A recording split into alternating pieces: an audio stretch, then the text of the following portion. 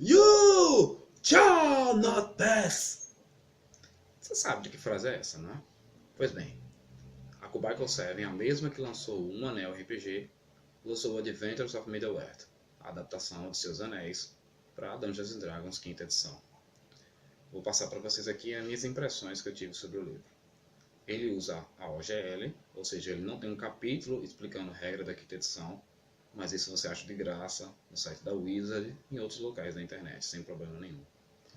Ele também usa as ilustrações de John Howe, que também ilustrou o Um Anel RPG, ou seja, a arte do livro está impecável. As informações que tem nele são bem precisas, dá para o jogador, tanto novato em Senhor dos Anéis, ter uma ideia, como os fãs mais antigos também se deliciarem com as informações contidas ali. Vamos resumir alguns capítulos. Primeiro, eu vou falar sobre o capítulo de culturas. De forma simples, as culturas equivalem às raças do D&D padrão.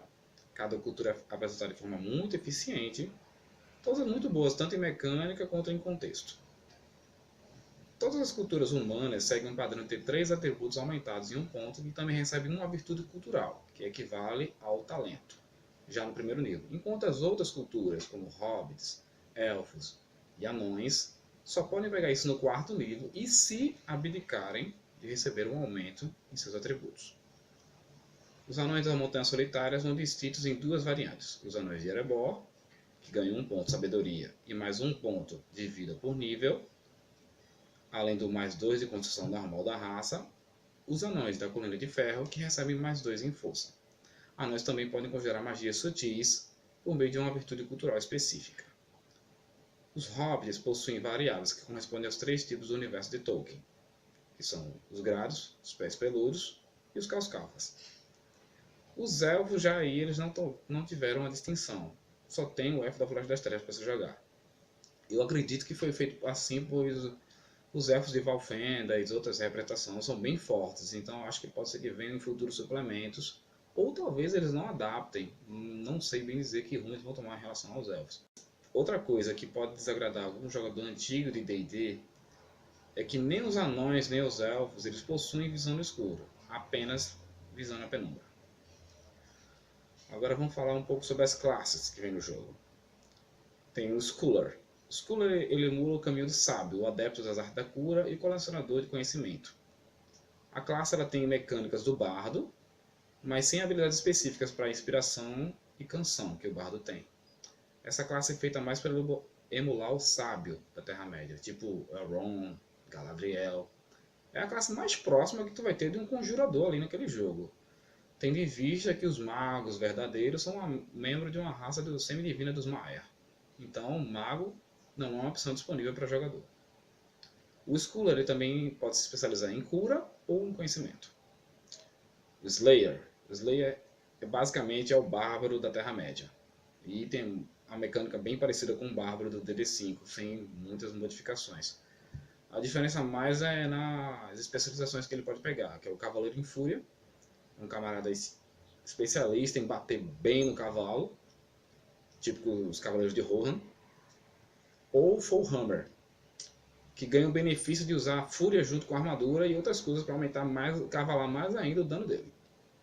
Essa classe é mais para representar os guerreiros mais ferozes da Terra-média, tipo o Gimli e até o Beorn mesmo. Temos também o Treasure Hunter, é como se fosse o Ladino da Terra-média. Ele tem as especializações de agente, que é um cara especializado em infiltração, um típico espião mesmo. O Bugler, que é o nosso padrão clássico. A inspiração mais óbvia de todas para essa classe, logicamente, é o Bilbo. Temos o Wanderer, é o Ranger, só que decente. Ele se especializa tanto em caçar animais ou perseguir seres das trevas. As inspirações mais óbvias são o quê? Obviamente, o Aragorn e o Faramir. Temos também o Warden. O Warden é a coisa mais próxima da Terra-média que você vai ter de um paladino. Ele tem a capacidade inspiradora, conhecimento de história e um pouco também de canções de bardo. É uma classe muito boa, potencial para ser talvez a minha predileta, né? Eu ainda não cheguei a jogar de fato, pretendo em breve. Ela une bom poder de combate e de suporte. O Aragorn novamente foi inspiração para essa classe, mas aqui ela também pode servir para o Sam, por exemplo. Temos o Warrior, que é o guerreiro da Terra-média. Tem o caminho do cavaleiro, o típico guerreiro nobre de armadura, lutando no cavalo, e o Weapon Master, um combatente especialista focado em tática de combate. Tem um capítulo também interessante do livro que é o Virtues. As virtudes no jogo equivalem aos talentos do D&D padrão. Entre virtudes que eu posso destacar, tem conjurar pequenos truques mágicos para anões e elfos, uma virtude que te dá uma arma específica e especial para você, e por aí vai. Temos o capítulo de Backgrounds, que funciona exatamente, bem parecido com o funcionamento do DD5.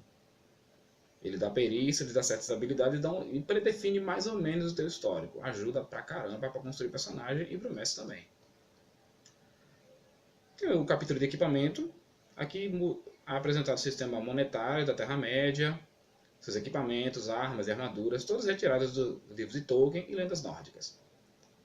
O capítulo Journeys. Essa tem uma coisa bem legal, também foi retirada do Anel, que são as regras de viagem. Chega daquela viagem chata, só pontuada por alguns encontros aleatórios. Aí tem regras interessantes para deixar a viagem um evento à parte na sua mesa. O capítulo 8, The Shadow. Vale lembrar aqui que em Seus Anéis todos os personagens são heróis. Então assume-se que todos são heróis, justiceiros, relutantes ou cruzados, mas heróis de algum modo. Portanto, não tem aqui aquelas variações de tendência que o D&D normal tem. A sombra pode corromper os personagens ao longo da jornada, seja por cometerem atos vilanescos, por cederem à ganância, por passarem por áreas corrompidas, tomarem posse de objetos amaldiçoados, e por aí vai. Ou até enlouquecer o camarada, tipo o Boromir, quando tentou tirar o anel do Frodo, ou o Thorin, que se deixou enlouquecer pela ganância. Outro capítulo interessante é o Fellowship Phase. Ele detalha regras para o que os aventureiros vão fazer entre as aventuras. Diretrizes de condução do negócio, recuperação de cura, treinamento de habilidades. É interessante também, né? Porque os aventureiros na Terra-média não dá para eles ficarem combatendo direto. Tem que dar um pausa. Do que eu gostei mais do livro? Ele ficou bem condizente. O DD5 ele encaixou certinho com o clima da Terra-média. Eles não tiveram que fazer modificações graves no sistema para comportar. Isso foi ótimo. O cara que já joga o DD5, como eu, por exemplo, que eu jogo desde que lançou, joga isso aí sem problema algum. E aqui em Recife tem muitos jogadores que já jogam a quinta edição há um bom tempo, então se adaptam sem problema. De ponto negativo, eu acho assim que podiam talvez colocar os elfos de Valfenda, mas com certas limitações. Mas por hora, isso é uma opinião pessoal minha, isso não denigre em nada o livro. Na minha opinião, ele vale muito a pena comprar. E lembrando, esse é só o Guia do Aventureiro. Eles ainda vão lançar um Guia para o Mestre.